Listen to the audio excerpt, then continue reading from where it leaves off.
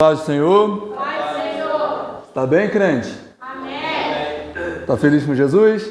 Amém. Jesus está feliz com você? Amém. Jesus continua sendo mais importante? Amém. Ele é suficiente? Amém. Que bom, porque uma hora só vai sobrar Ele. Amém. Então, que Ele seja suficiente na sua vida. Temos aqui Apocalipse, capítulo 2, verso 8. Está todo mundo com a Bíblia aberta aí? A Bíblia, o smartphone, o iPhone. Você tem aplicativo, é a Bíblia também, dependendo de onde ela esteja. Positivo. Apocalipse 2, 8. Antes da gente começar a ler, assim como a maioria das outras igrejas, a igreja de Esmirna, que é essa primeira igreja, que começa no versículo 8, é uma igreja que hoje está localizada no país que se chama Turquia. No aramaico, a palavra Esmirna seria amargo, mas como a Bíblia foi escrita no grego, a gente fica com a tradução grega que significa mirra. E a mirra, ela era o óleo, ela era a iguaria que era usada para colocar em feridas. Todas as vezes que um homem ele ficava ferido, machucado, pegava ali mirra. Lembra da parábola do bom samaritano, que o homem põe mirra nas feridas do homem que estava caído pela cidade?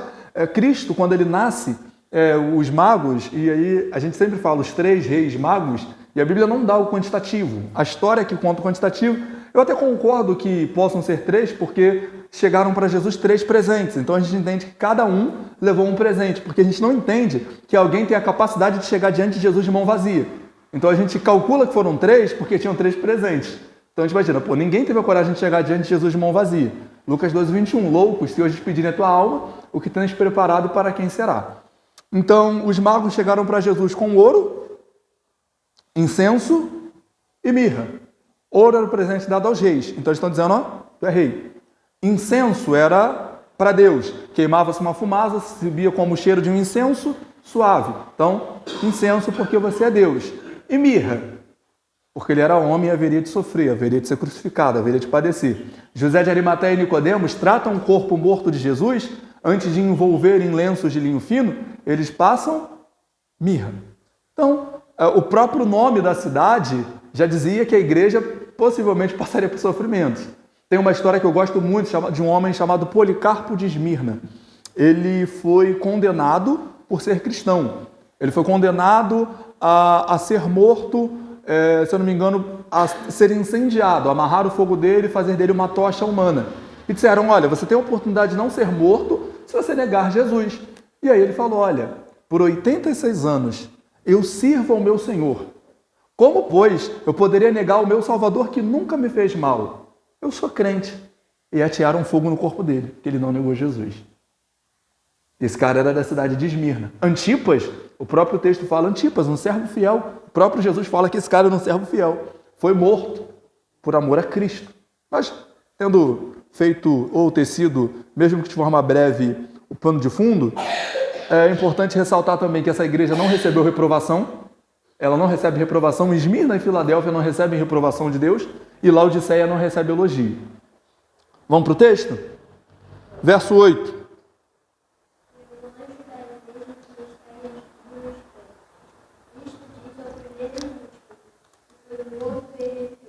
Primeiro e último. João 1:1. E outra pessoa abre em 1 João 1:1. Então, Evangelho de João, capítulo 1, verso 1. Primeira Epístola de João, capítulo 1, verso 1.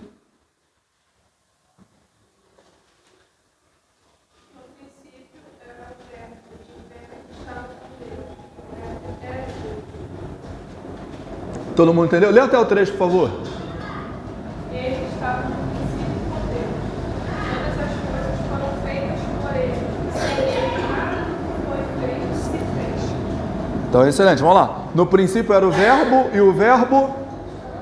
e o verbo era Deus. Ele fez todas as coisas e sem ele nada que foi feito teria sido feito. 1 João 1:1, quem abriu? Pode ler.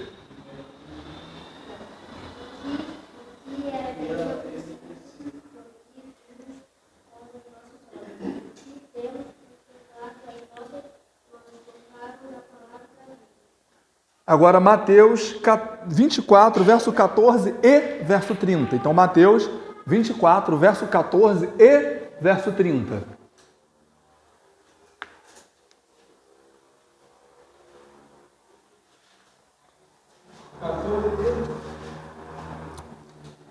Quatorze e 30. 2:30. Este evangelho também será pregado em todo o mundo como testemunho a todas as nações, e então virá o fim. 30. Isso. Então aparecerá no céu o sinal do Filho do Homem. Todas as nações da terra se lamentarão e verão o Filho do Homem vindo nas nuvens do céu, com poder e grande glória. Então vamos lá, vamos recapitular os textos que a gente leu aqui. Esmirna, ao anjo da igreja que está em Esmirna, escreve isto. Isto diz aquele que é o primeiro e o último. Em Apocalipse 21, Jesus já fala, eu sou o alfa e o... Qual é o conceito de alfa e ômega? A primeira letra do alfabeto e a última letra. Perfeito, muito bom.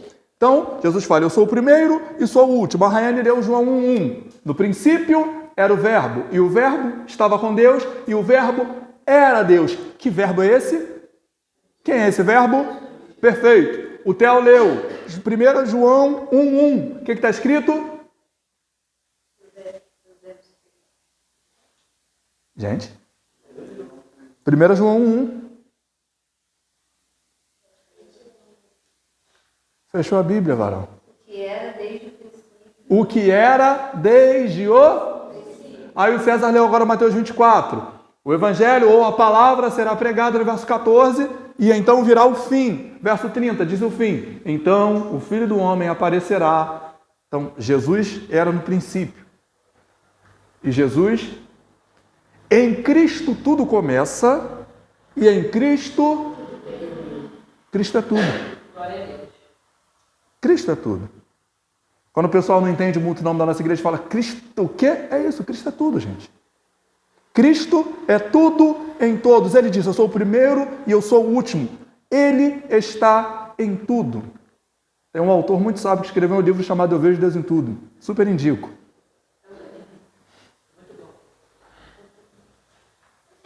Cristo é o primeiro, Cristo é o último. Agora entendam, quando Cristo fala isso é porque ele está em tudo. Você vai falar assim, não, Cristo, quer saber do que mais? Já que tu é o último, eu vou te deixar por último. Calma. Tem um memezinho no... Eu brinquei com um amigo, né? Obviamente eu brinquei com ele, gente. Eu não sou bitolado. Que ele publicou um negócio que tem um áudio, né? Primeiro eu, depois as dívidas, não sei o quê. Eu falei, não, varão, primeiro Deus. Brincadeiras à parte, Cristo é o primeiro. Porque tudo começa nele. Você estaria aqui sem Jesus? Não, você não estaria sentadinho aqui me ouvindo se não fosse Jesus. E no fim do mundo, porque isso tudo aqui, como a gente conhece, vai acabar, acaba em Cristo também. Então, Jesus está apresentando suas credenciais. Lembra da autodesignação de Cristo? Ele fala do destinatário ao anjo da igreja. Anjo, Zemai e Júlia, que não pegaram a explicação de semana passada, o pessoal usa esse texto para falar que o pastor é o anjo da igreja. Só que a palavra anjo significa mensageiro.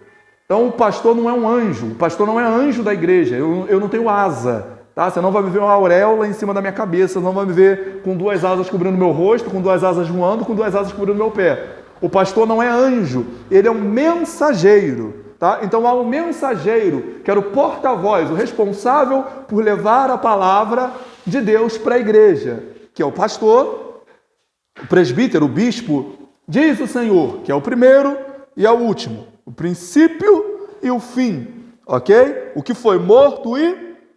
Alguém duvida que Jesus foi morto e reviveu? Não. Se a gente duvidasse, também não faria sentido estar aqui. Você teria que rever um pouco os nossos conceitos. Vamos continuar? Verso 9. Conheço as suas aflições e a sua pobreza, mas você é rico. Conheço a blasfêmia dos que dizem judeus, mas não são, sendo antes sinagogas de Satanás. Então vamos lá. Jesus reconhece o sofrimento e a pobreza daquele povo. Principalmente na década de 50 e 60 foi quando surgiu, mas o boom foi no início dos anos 2000, de um negócio chamado Teologia da Prosperidade. E começaram a ensinar para muito crente que se ele não fosse rico, ele tinha um problema espiritual. Porque ele tinha que orar, entrar na corrente, entrar na campanha, para desatar o nó, para desamarrar o laço, destravar a pobreza. E Cristo está falando de uma igreja que era pobre. Claro, pobre muito por influência do Estado. Como a igreja estava sendo perseguida, os cristãos estavam sendo oprimidos, eles tinham que abrir mão de suas posses, tinham que abrir mão de suas propriedades porque o Estado tomava. Quer Jesus? Quero. Então sua casa agora é minha. Ok, fica com a minha casa, só quero Jesus. Quer Jesus? Quero. Os seus bens são meus. Ok, fica com os meus bens, só quero Jesus. O Estado foi oprimindo tanto as pessoas que elas foram ficando miseráveis, foram ficando pobres. Jesus fala, eu reconheço o teu sofrimento, eu reconheço a tua pobreza. Mas inventaram por aí que se o crente não for rico, ele não é crente. Que crente tem que ser milionário. É, varão. E Cristo está falando da pobreza da igreja. E repare, são 7 igrejas. Só 2 não receberam repreensão. E uma delas é essa daqui que era pobre. Enquanto Laodiceia se achava rica e era pobre, essa aqui era pobre, mas Jesus falou, tu és rica. Por que ela era rica? Por causa do que Jesus disse lá em Mateus, capítulo 6, verso 20 e verso 21. O que Jesus disse lá em Mateus, capítulo 6, verso 20 e 21?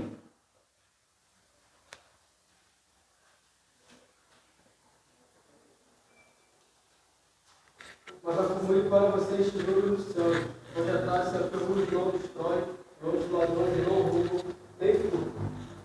Aí eu pergunto para vocês, gente, o que seria juntar tesouro no céu? Alerta de spoiler.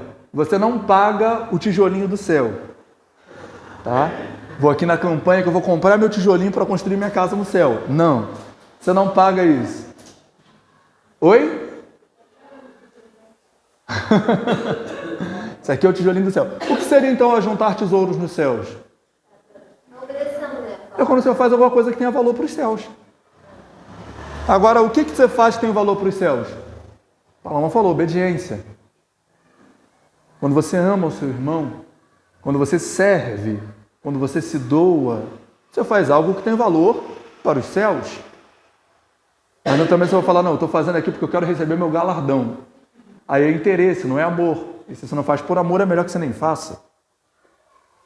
Então, a igreja de Esmirna era uma igreja que, embora pobre, ajuntava tesouro nos céus. Porque Jesus falou, vocês são ricos. Para uma igreja que era miserável financeiramente. Mas Jesus falou, não, vocês são ricos. Vocês sofrem, vocês padecem, mas vocês são ricos. E outra, vocês resistem às blasfêmias daqueles que se dizem judeus, mas não são. Eles são sinagoga de Satanás. Por que Jesus falou que eles não eram judeus? Por causa de Romanos 2, 28 e 29. Alguém abre aí, por favor, Romanos 2, 28 e 29?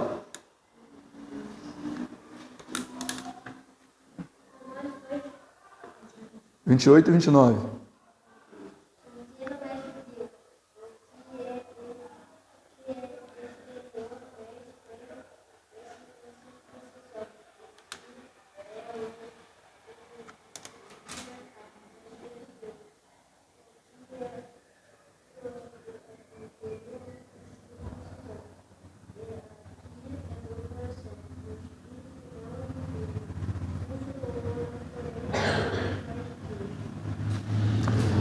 Lembra que a igreja de Roma era composta por gentios e por judeus? Quer que eu pergunte quem eram gentios? Enzo já está ali feliz já. Pergunta. E aí, os judeus queriam colocar costumes, os judeus, nos gentios. Os gentios são todos aqueles que não são judeus. Nós somos gentios, nós não somos judeus. E aí eles queriam que o pessoal guardasse o sábado, eles queriam que o pessoal... Observação, tá, gente? Nosso sábado chama Jesus Cristo. O pessoal acha, não, eu não guardo sábado, mas guardo domingo. Tu não guarda dia nenhum. Teu sábado, porque a palavra Shabat significa descanso. E o seu descanso se chama Cristo. Porque no Shabat, eles tinham que descansar de toda obra. E onde foi que você parou de se preocupar com as obras? Em Cristo. Porque em Cristo você percebe que é salvo pela graça. Então Cristo é o teu descanso. Não é pelo que você faz. Você entendeu? Você viu Cristo e falou assim, não é pelo que eu faço. É pela obra dele, não pela minha obra. Então Cristo é meu descanso. Vinde a mim, todos vós que estáis cansados e sobrecarregados, que eu vos... Então ele é o teu descanso. E aí, os judeus queriam que os romanos, que os gentios, cristãos gentios de Roma guardassem o sábado, porque o pai é Abraão, porque o pai é Abraão, porque o pai é Abraão. Aí Paulo vai ensinar, fala assim, cara, judeu, quem é? É o judeu do coração. É aquele que circuncida o seu coração. A circuncisão, não preciso explicar detalhadamente, mas é tirar o excesso de carne, digamos assim, de uma forma bem eufemística. Tirar o excesso de carne. Então, você quer tirar alguma coisa? Tira o que não presta do seu coração. É aí que você é um judeu. Por isso que Jesus fala, aqueles que se dizem judeus, mas não são.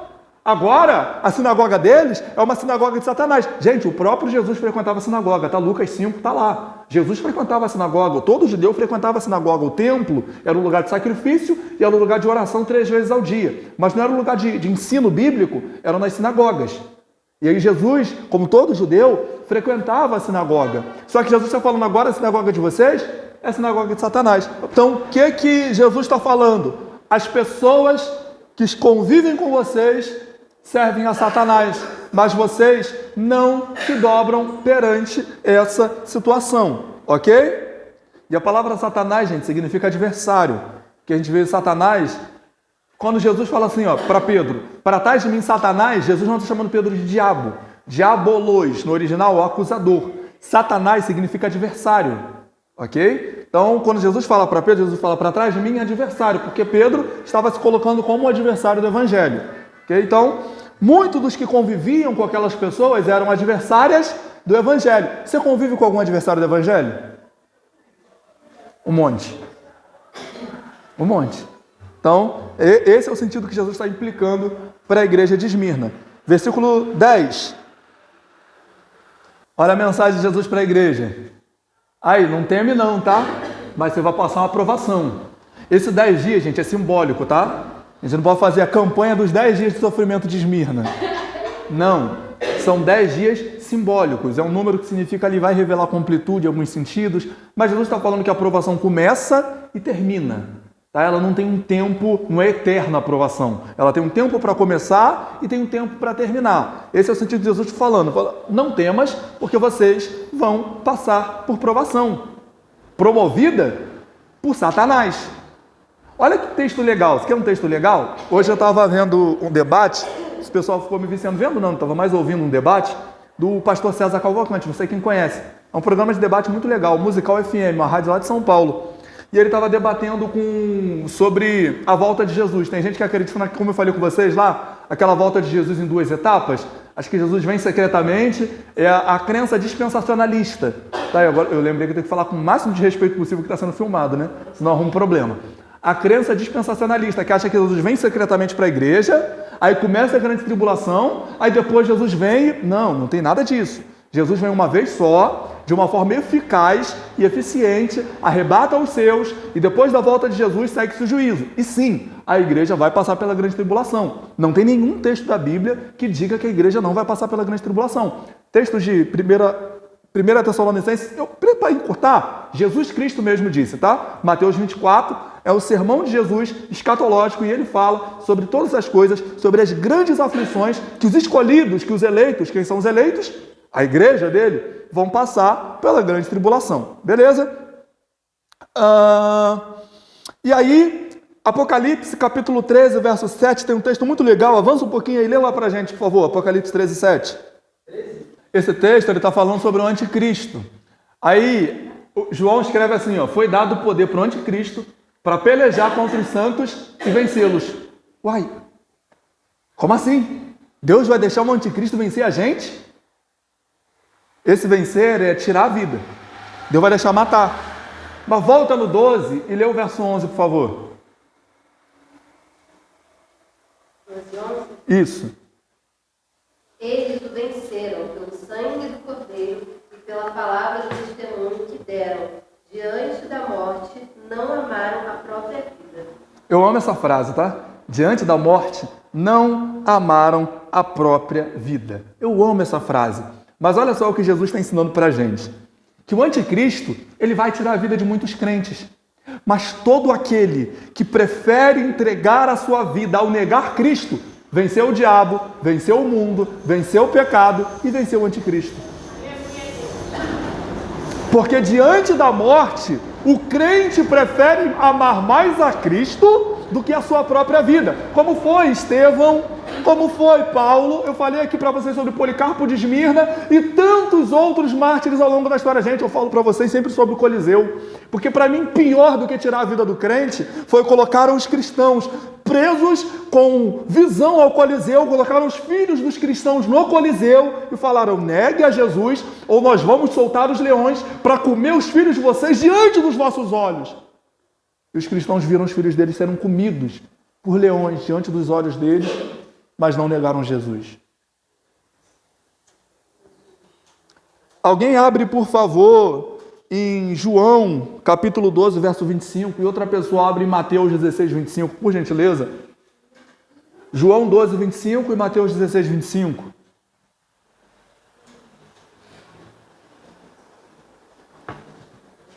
Quem ama a sua vida, perdê-la. E quem neste mundo odeia a sua vida, guardá-la para a vida eterna. Agora, Mateus. Ela leu João, não leu? Sim. Então, agora Mateus.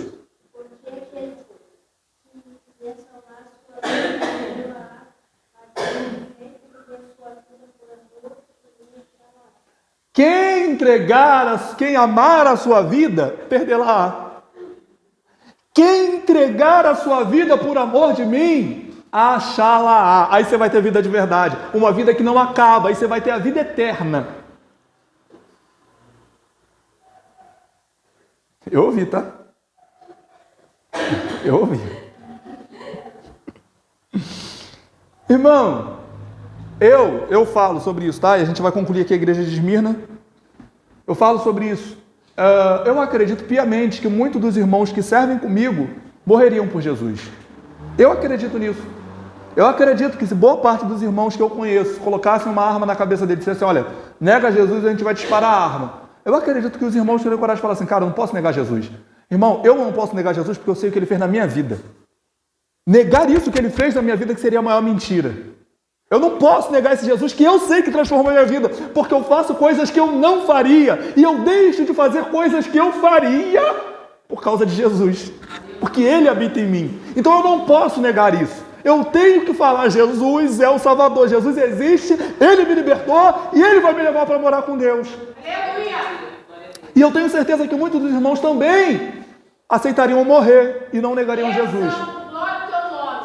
Só que enquanto você está vivo, irmão, você tem um compromisso maior do que morrer por Jesus. Enquanto nós não enfrentamos o desafio de morrer por Jesus, nós vamos lutar o desafio de viver por Jesus.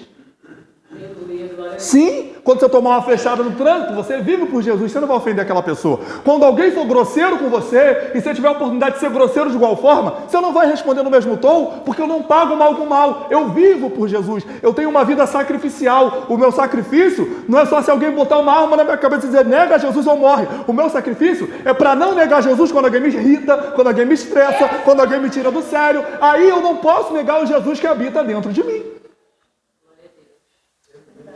A gente lê a carta para a igreja de Esmirna e sai empolgado e fala: meu Deus, eu morreria por ti. Ok, ele responde lá de cima: então vive por mim. Você tem dois desafios. Enquanto a gente não encontra a morte, lute pela vida. E o último verso, 11. Ao que vencer. Vamos lá.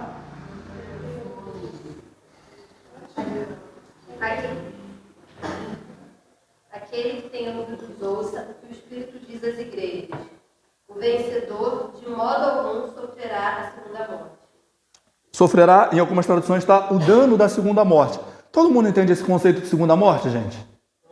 Não? Então vamos lá. Apocalipse capítulo 20 e Apocalipse capítulo 21. Só para ficar claro. Apocalipse 20... Eu quero ler ao contrário, quero ler primeiro o verso 14, depois o verso 10. E depois Apocalipse 21, 8. Apocalipse 20, um lê o verso 14, outro lê o verso 10, e depois Apocalipse 21, verso 8. 14. E a morte e o inferno foram lançados no lago de fogo. Esta é a segunda morte. 10.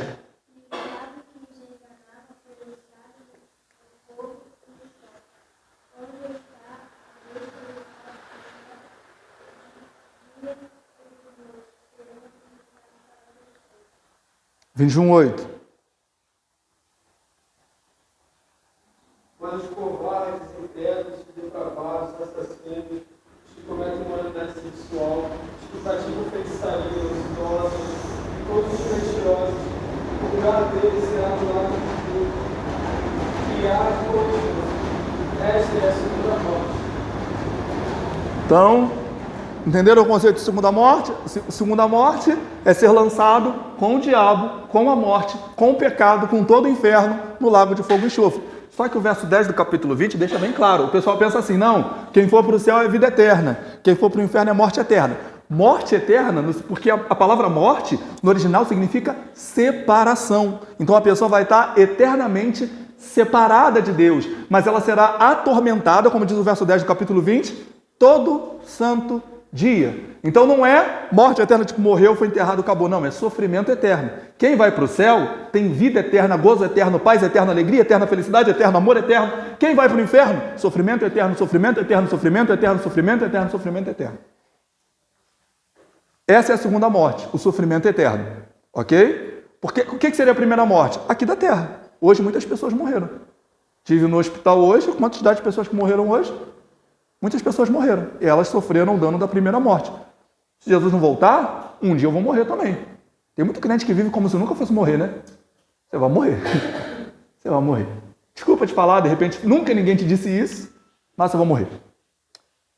E aí, essa é a primeira morte. Mas a segunda morte? Aos que vencerem, de modo nenhum, a palavra nos garante, de modo nenhum sofrerão o dano da segunda morte. Vocês entenderam a carta para a igreja de Esmirna? Entenderam mesmo? Pérgamo. Eu gosto muito da carta de Pérgamo. Eu gosto da cidade de Pérgamo, na verdade. Um breve contexto, como eu falei, tem que ser breve. Tribulado. Um breve contexto é, por exemplo, vocês conhecem a palavra pergaminho? Sabia que veio da cidade de Pérgamo? 300 anos antes de Cristo, o imperador queria transformar Pérgamo. Pérgamo tinha a segunda maior biblioteca do mundo, cerca de 200 mil livros, gente, 300 anos antes de Cristo, cerca de 200 mil livros. A maior biblioteca era de Alexandria, no Egito. Aí o rei, o imperador, contratou do Egito, o responsável pela biblioteca do Egito, para fazer de Pérgamo a maior biblioteca, da cidade de Pérgamo, possuir a maior biblioteca do mundo. Quando o rei do Egito ficou sabendo, o que ele fez? Ele travou a venda de papiro. Papiro, o papel onde se escreviam os livros, ele travou a venda do papiro. Aí, o pessoal da cidade de Pérgamo teve que improvisar. O que eles fizeram? Uma folha de couro, enrolaram e começaram a escrever o livro ali, o que a gente chama de pergaminho. E aí pergaminho passou à frente do papiro e se tornava a principal fonte de escrita de todos os livros. E Pérgamo se tornou a maior biblioteca do mundo. Que história interessante, né? Bacana, conhecimento. Por exemplo, vocês já repararam um jaleco de médico? Qual é o símbolo da medicina? Uma serpente. Sabe por que uma serpente? Por causa de um cara chamado Esculápio, um deus pagão, obviamente, adorado em Pérgamo. Ele tinha um cajado e na ponta do cajado ele tinha uma serpente. E a cidade de Pérgamo, a essa altura aqui, tinha a maior escola de medicina do mundo. E a medicina e o misticismo andavam muito próximos. E até algumas curas, eles trabalhavam, tinham um método de cura muito interessante, que eles deitavam a pessoa no chão, a pessoa doente sobre o chão, e botavam várias serpentes em cima daquela pessoa. Se a serpente não picasse a pessoa, ela seria curada. Se picar também, né? Já foi. E a medicina e o misticismo eram muito próximos, andavam muito lado a lado. Então a serpente passou a ser o símbolo da medicina, da maior escola de Pérgamo. E acreditavam que esse Esculápio, esse deus Esculápio era o deus da cura. Era o deus da medicina, o deus da cura. Então, acabou que a serpente hoje, no Brasil, 2000 anos depois, no Brasil, o símbolo da medicina é a serpente. Cidade de Pérgamo tem muita coisa interessante, gente. A Bíblia vai falar também, Jesus vai falar também sobre a sinagoga de Satanás, mas vamos deixar por hora que a gente lê o texto, para a gente poder ganhar tempo. Vamos lá, verso 12, vamos lá.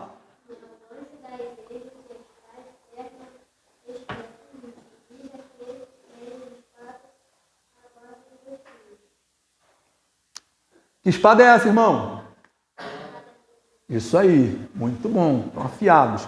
Quando o livro de Hebreus diz assim, ó, Hebreus capítulo 4, verso 12, a palavra do Senhor é mais penetrante, é apta para discernir, ela vai na divisão entre medulas, isso aí. Como? 4:12.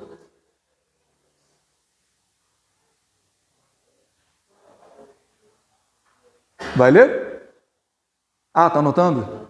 Tá, então, olha só, esclarecendo uma treta aí que o pessoal não entendeu muito bem. Mateus 10:34.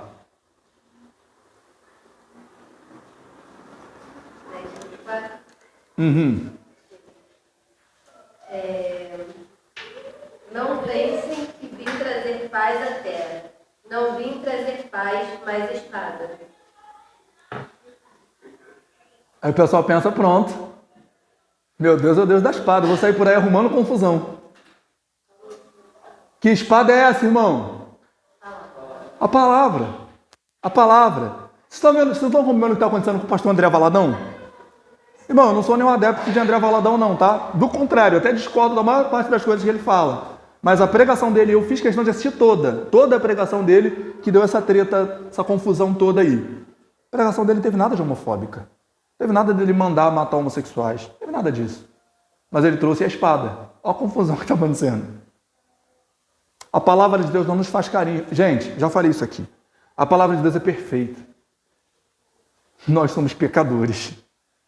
Não vai encaixar, ela vai te confrontar. A palavra de Deus nos confronta. Aleluia. Mas ela não nos confronta para que ela se amolde a nós. Não. Jesus Cristo disse, se vocês estiverem em mim e as minhas palavras estiverem em... Pronto. A palavra de Deus nos confronta. A palavra de Deus era uma espada, a espada nunca fez carinho em ninguém. Ah, Samuel, gente, eu falo isso porque eu vivo isso, tá? Eu também batalho, eu também sou pecador, eu também luto para poder ficar de pé. A cidade de Pérgamo, verso 12, Jesus fala que da boca dele tem uma espada de 2 fios. E essa espada é a palavra. E a palavra penetra. E a palavra... Gente, a palavra não corta você, tá? A palavra corta coisas da sua vida. É isso que é importante você saber. E Jesus disse assim, ó, lá em Mateus capítulo 5, ouviste que foi dito, não adulterarás.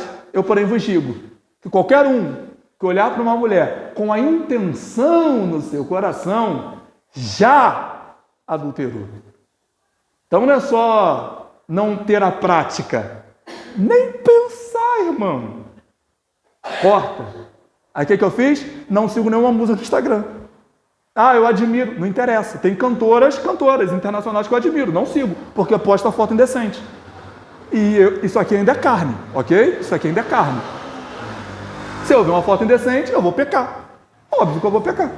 Se eu tiver amigas, e não é pecado o homem ter amigas, desde com todo respeito. Se eu tiver amigas, pessoas próximas a mim, que publiquem fotos indecentes, a primeira coisa que eu vou lá e faço, um follow, deixo de seguir. Acabou. Não vou pecar. Não interessa.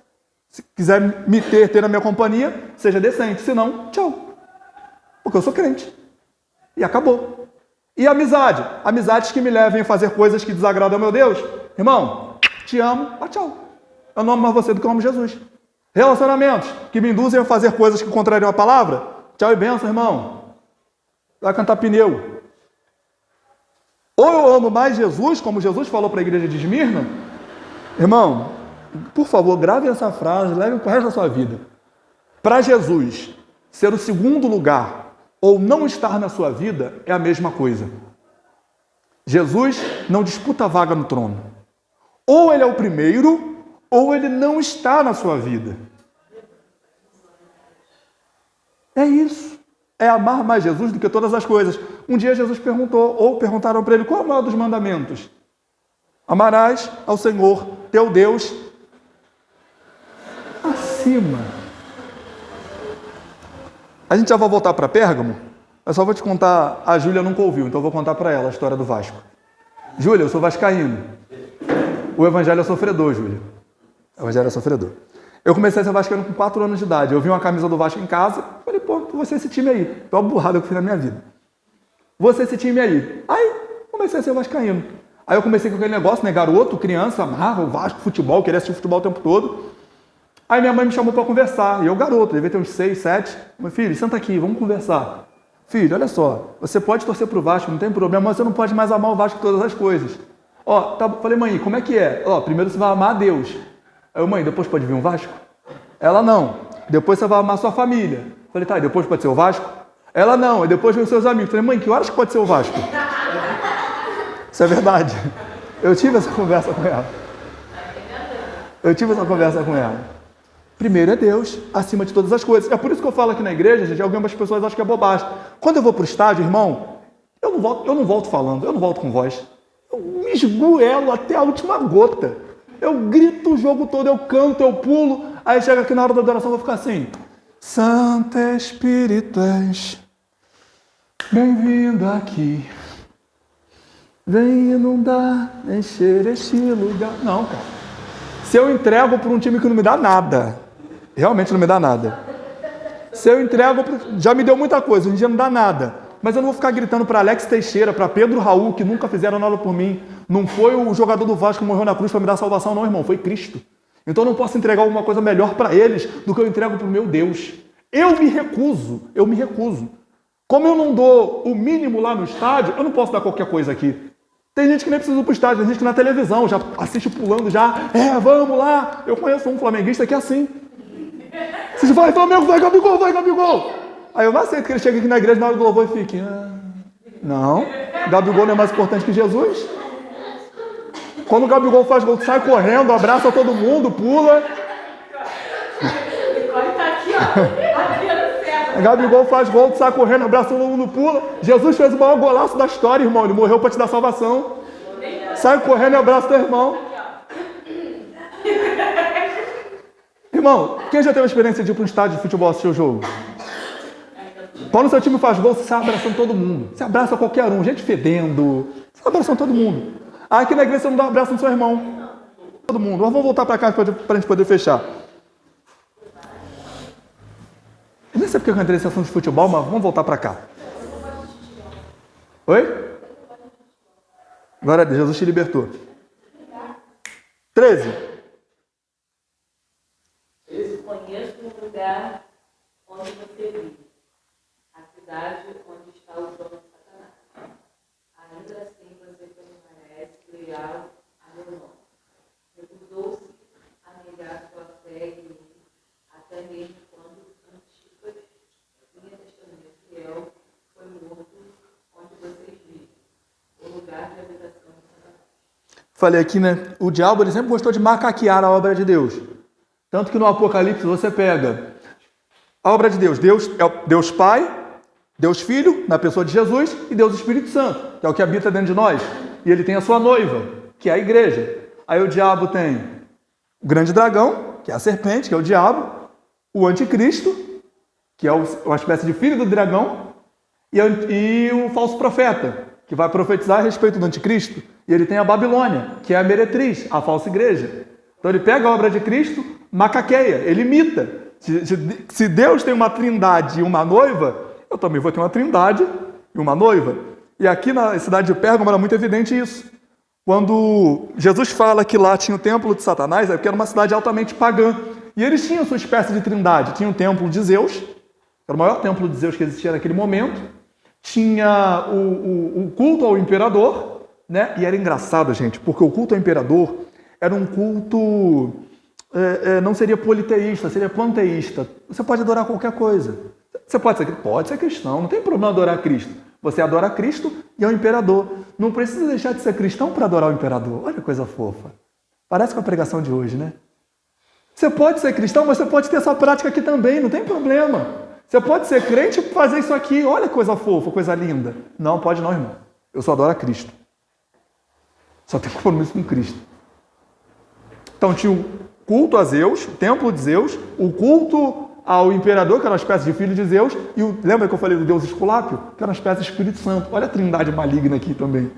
Era uma cidade altamente pagã, E ali, naquela cidade, o homem chamado Antipas, possivelmente um bispo, mas era um cristão que foi morto. E a história dele, conta a história, tá? Não a Bíblia, que ele foi colocado num caldeirão e foi assado lentamente. Gente, o Evangelho não é você ser o centro de Cristo. O Evangelho não é Deus fazer todas as coisas para te enriquecer. O Evangelho são pessoas preferindo mais a Cristo do que a sua própria vida. O sinônimo de felicidade no Evangelho é sofrer por amor de Deus. A terra é o único lugar onde a gente tem a oportunidade de sofrer por Cristo. Cristo sofreu por você? Cristo padeceu por você? Esse aqui é o único lugar que você tem a oportunidade de padecer por Ele também. Porque Jesus Cristo deixou bem claro em João 16,33: tenho-vos dito essas coisas para que em mim tenhas paz no mundo. Então a geografia está aí, irmão, só no mundo. Isso aqui vai acabar, isso aqui não é eterno. A sua aflição passa e você vai viver com Ele eternamente. Apocalipse 21, verso 4. Ele limpará de nossos olhos toda lágrima, e não haverá mais pranto, nem morte, nem dor, nem clamor, porque todas essas coisas serão passadas. Essa é a nossa mensagem de conforto. Essa é a nossa mensagem de alegria. Nisso nós devemos exultar. Essa é a mensagem que tem que alegrar seu coração. Irmão, eu vou trabalhar, possivelmente até meu último dia de vida. Eu não me vejo aposentado, eu não me vejo sem trabalhar. Preciso não ficar rico. Daí, eu vou trabalhar, vou botar comida dentro da minha casa, e a hora que eu fechar o olhinho aqui, eu vou abrir o olhinho com Jesus. Aleluia! Isso. Eu vou ouvir dele: vinde bendito de meu Pai, e adentrar o reino que te foi preparado desde a fundação do mundo. E aí, irmão, eu vou manifestar meu lado pentecostal, eu vou entrar rodando. Você quer um abraço primeiro? Vou trocar uma ideia com o Paulo. Fala: Paulo, sério mesmo, cara, aquela tua explicação sobre o Evangelho em Romanos, meu amigo, que negócio doido, filho. Não, você me fez apaixonar pela Bíblia ali, cara. Ali eu fiquei doido, completamente apaixonado pela Bíblia. Eu quero trocar essas ideias, irmão. Irmão, é para lá que a gente vai, cara. Sabe? Oi? Fala: Moisés, sério, Moisés, conta para mim. Cara, tu viu o mar abrir, o negócio dividiu no meio. Tinha tubarão do lado? Chegou a ver alguma baleia? Eu vou perguntar, cara, eu vou perguntar. Voltando para cá, gente, para a gente terminar, que já são 9 horas. Passa rápido, né? Vocês ficam comigo mais 15 minutos? Amém. Então vamos embora. Então, esse homem, Antipas, morreu como um cristão e não recebeu livramento, sabe? A gente cresceu acreditando, eu falo por mim, né? Eu vivi acreditando que Deus tinha que dar livramento sempre. Não, Deus vai dar livramento. Eu já, verso 14. No entanto, tenho contra vocês algumas coisas. Você tem aí pessoas que se apegam aos ensinos de Balaão, que ensinam Balaque a armar ciladas contra os israelitas, induzindo-os a comer alimentos sacrificados, a ímpios e a praticar imoralidade sexual. Anote aí, Números 22, capítulo 22 ao capítulo 25, a história de Balaque e Balaão. Balaão foi o profeta, lembra da história da mula que falou? Você é uma mula, a mula que fala, a mula que é usada por Deus. Isso, capítulo 22 ao capítulo 25. Balaão foi o profeta que Balaque contratou para poder amaldiçoar o povo. O povo de Israel vinha dominando todas as terras, conquistando tudo. Balaque ficou cheio de medo e falou: pronto, vou chamar um profeta aqui para contratar. Se era um profeta, ele tinha dom, concorda? E se ele foi contratado, o que ele está fazendo? Você acha que isso é de hoje, né? O pessoal que está vendendo o dom. É de hoje não. Ó, quanto tempo. Aí está lá o cara vendendo o dom. Bem, se está vendendo o dom, vou contratar. Qualquer semelhança com a nossa realidade não é mera coincidência. Vou contratar lá o profeta que vai amaldiçoar o povo. Balaão tenta, e não dá para amaldiçoar o povo. E tem crente que tem medo de olho gordo. Não conta não.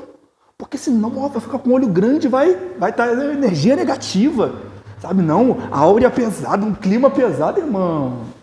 Para de acreditar em horóscopo, em nome de Jesus. Mas não é energia negativa. Balaão tentava amaldiçoar o povo e não conseguia, porque aquele que Deus abençoou, irmão, não interessa o que o inferno todo fale em conjunto. Você não é aquilo que o mundo diz. Você não é aquilo que o diabo diz. Você é aquilo que a palavra de Deus te diz. Amaldiçoar, não consegue. O que Balaão orientou Balaque a fazer? Prepara a armadilha para o povo tropeçar. Você acha que isso é coincidência que acontece com a gente hoje? Tu tá lá, irmão, orando, jejuando, buscando ao Senhor, aí o diabo vai lá preparar a armadilha. Como diriam os mais antigos, mas não fala isso não, em nome de Jesus, vai me tirar da graça, não fala isso não. O diabo quer te alfinetar. Aí ele prepara a armadilha para você, se tu não estiver atento, tu cai. Como o povo caiu, como o povo tropeçou. As armadilhas foram preparadas. O diabo é um astuto. Diria a música de Martinho Lutero, Castelo Forte, astúcias infernais, que não há na terra iguais. Então, cuidado. Por isso que Jesus nos manda vigiar o tempo todo. O tempo todo. A estratégia do adversário não mudou, não. Ele não pode te amaldiçoar, mas ele pode te induzir a pecar. Pode te oferecer, está aqui a bandeja. Gente, o diabo não entra no corpo de ninguém para ninguém pecar, ok? Que fique claro. Então, queridão, o diabo vai preparar armadilha para você. Vigie, fica atento. Vigiai e orai. O espírito está preparado, mas a carne... Isso aí, é fraca. Muito bom. Então, o povo de Pérgamo estava relacionando, isso Jesus tinha contra ele. Estava relacionando com pessoas que seguiam a doutrina de Balaão, de Balaque, que preparavam armadilha para o povo de Deus. E para eles estava tudo bem, para eles estava tudo ok. Para Jesus, não. E às vezes a igreja pode caminhar na direção contrária de Jesus. A gente tem que prestar atenção nisso. E também tem outra coisa que está acontecendo no verso 15. O que está acontecendo no verso 15? Se apegam só os ensinos nicolaítas que... Lê o versículo todo. Só isso? É lá no verso 6 que Jesus fala que eu odeio. Os ensinos nicolaítas eram o ensino do evangelho hoje que seria associado ao evangelho liberal. Tá? Você pode ser crente, você pode fazer tudo o que você quiser. Seja crente, faça a sua vontade. Irmão, se você é crente, esquece a sua vontade. Você vai fazer só a vontade de Deus. Não, mas imoralidade sexual? Pode. Pode. Imoralidade sexual, irmão, para que você não associe só ao pecado de homossexualidade, imoralidade sexual é toda relação sexual fora de casamento entre homem e mulher. Qualquer relacionamento fora disso, imoralidade sexual. Pornografia e por aí vai. Imoralidade sexual. Qualquer coisa que não seja casamento entre homem e mulher. Imoralidade. E para os nicolaítas, tudo bem, pode seguir, isso aí não tem problema. A moral é um conceito meio subjetivo, sabe? Ou moral, na verdade, é um conceito meio subjetivo, sabe? Cada um vai ter a sua explicação. Irmão, beber água, o que você acha de beber água? O que você acha de bater na mãe? Tá vendo como não é subjetivo? Existe um consenso?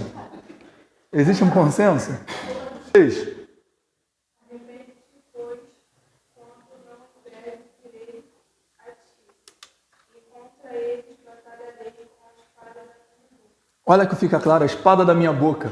O pessoal acha que Jesus vai abrir a boca e vai ser uma espada. Não, ele está falando da palavra dele. E como que Jesus vai batalhar contra esse pessoal que aceita essas coisas? Com a palavra. Como que Jesus venceu o diabo no deserto? Com a palavra. Como que você acha que você tem que vencer as coisas, os problemas, as coisas que você atravessa no seu dia a dia? Com a palavra. Aí a palavra diz uma coisa para você vai lá e faz outra. Você acha que está vencendo? Tá não. Você só vence por meio da palavra. Você só vence por meio da palavra. Se você faz coisas que não condizem com a palavra, alerta de spoiler, tu está perdendo. Tu está perdendo. O argumento de Jesus não foi, porque segundo a psicologia, não é porque eu sou colérico, sabe? Não, porque eu sou fleumático, eu sou sanguíneo, eu sou endemoniado.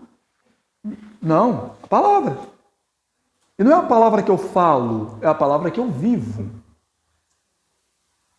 A Bíblia se torna eficaz quando eu pratico, não quando eu leio. Quando eu leio, eu entendo. Mas se eu não pratico, a Bíblia se torna eficaz quando eu pratico a palavra de Deus. Quando eu leio ali, não adulterarás, eu não adultero. Quando eu leio ali, não roubarás, eu não roubo.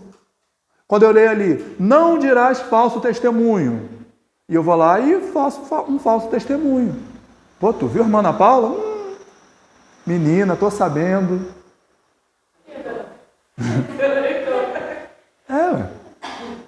Irmão, fofoca é é uma das coisas que mais revelam o demônio que existe no corpo do crente. Fofoca é a mesma coisa de crente endemoniado. Porque ele não está emprestando a boca. Eu não sei se ele está emprestando a boca para o diabo ou se o diabo está emprestando a boca para ele. Eu já não sei, mas quem que está em quem?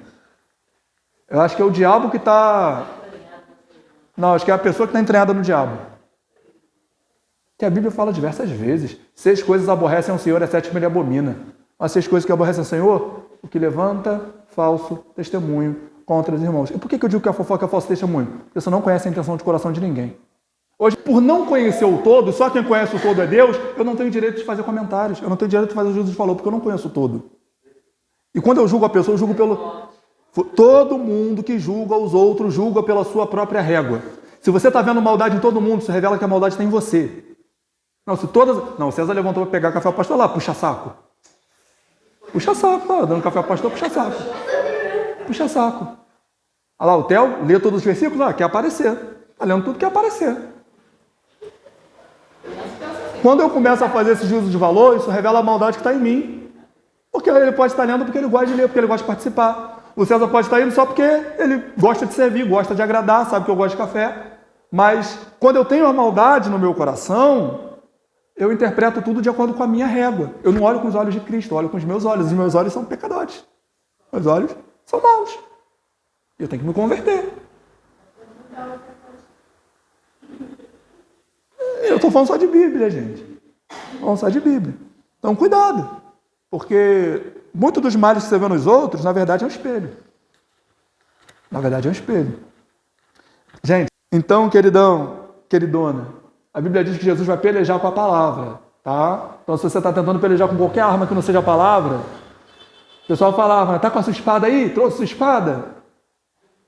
Mas não é para você usar contra o seu irmão, não. Tá? É para você usar contra você. Irmão, presta atenção no negócio. Jesus fala para a igreja de Éfeso assim, vocês não aceitam a doutrina dos nicolaítas, vocês não suportam os mentirosos, mas eu tenho uma coisa contra você. O que Jesus tinha contra Éfeso? Que eles deixaram primeiro, mas eles lutavam pela fé? Lutavam, mas eles amavam como antes? Por que não? Porque eles odiavam as obras. Por que eles lutavam, na verdade? Porque eles odiavam as obras dos nicolaítas, como Cristo também odiava. Porque para lutar, só precisa de ódio. E a igreja de Esmirna estava sofrendo, que para sofrer, tu precisa de amor. Não, Samuel, eu luto pela causa, mas você pode lutar motivado pelo ódio, mas sofrer só se for por amor. Cristo sofreu na cruz, sabe por causa de quê? Não, irmão, lutar. Aí eu vou lutar, não. O espelho, usa o espelho. Quando você pegar a palavra para poder lutar contra alguém, luta contra a pessoa que você vê no espelho. Porque essa é a única pessoa que você consegue ajudar a mudar. As outras você só ora para que o Espírito Santo faça a obra.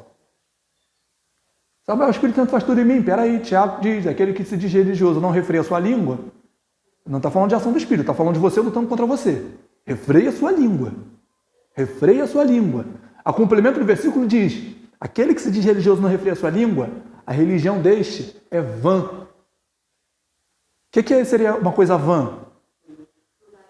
Inútil, que não vale nada. Só de não refrear a língua. Esse membro pequenininho que pode tacar fogo na floresta. Então, cuidado, irmão. Hashtag preste atenção. Vamos para o último versículo. Aquele que tem ouvidos, ouça o que o Espírito diz às igrejas. Ao vencedor lhe darei do maná escondido. Também lhe darei uma pedra branca com um novo nome nela escrito, conhecido apenas por aquele que o recebe. Então, aquele que vencer, comerá do maná. João capítulo 6 é muito legal. João capítulo 6, Jesus está lá no sermão dele, né, quando o pessoal todo vai embora. Aí Jesus pergunta para os discípulos, vocês não vão embora também não? Aí Pedro fala, para onde iremos nós? Não, desculpa. A resposta de Pedro é, para quem iremos nós? E não para onde. Para quem iremos nós? Se só tu tens as palavras de vida eterna. Mas Jesus começa a falar e as pessoas começam a achar o sermão de Jesus duro demais. O pessoal que é um sermão fofo, né? Vem cá, coisa linda, coisa fofa, você é perfeito. As pessoas começam a achar que Jesus está falando duro demais. Vão embora. Porque Jesus fala assim, o pessoal fala, não, os nossos pais comeram no maná do deserto. Aí sabe o que Jesus responde? Comeram e morreram. Acabou o argumento. Tá, comeram. E onde que eles estão agora? Esse maná que eles comeram deu vida eterna para eles? Eu sou o pão vivo que desceu do céu. Aleluia. Quer a vida eterna, irmão? Tem que passar por mim. A pessoa, não, esse negócio que Jesus está falando é duro demais, eu vou embora. Aí foram. Aí Jesus está falando, o que vencer vai ter maná. Vai ter maná. E eu vou dar uma pedra branca com um novo nome escrito. Pedra branca, conceito grego de julgamento. O júri está lá, vão dar a sentença. Se levantassem uma pedra preta, significa que aquela pessoa era culpada. Se levantassem a pedra branca, significa que aquela pessoa... Então, ao que vencer, vai ser culpado. O que vencer...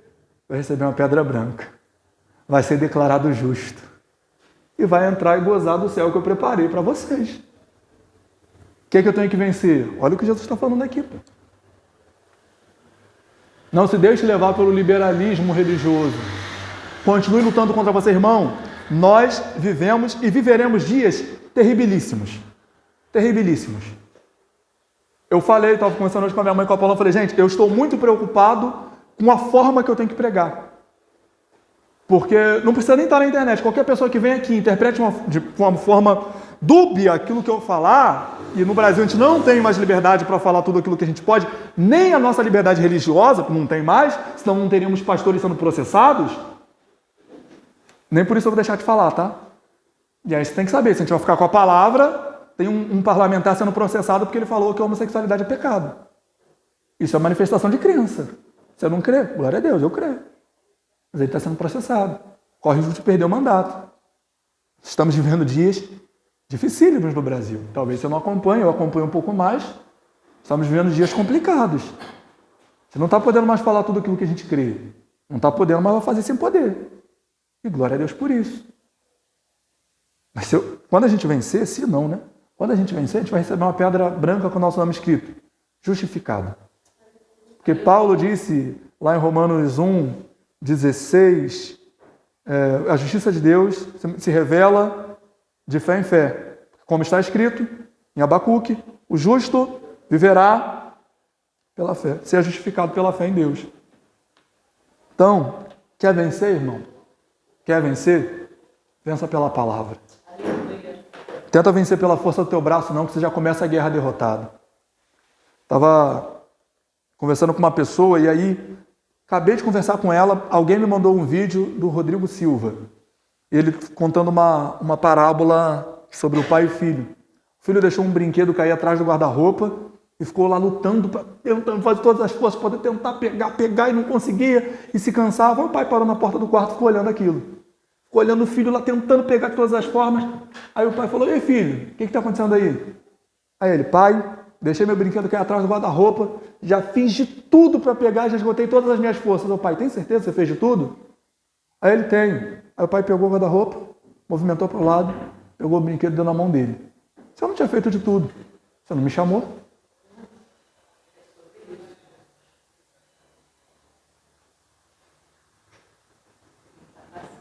Se você tentar lutar pelas suas próprias forças, você vai ser igual a esse menino, que se esgotou e não chamou o pai.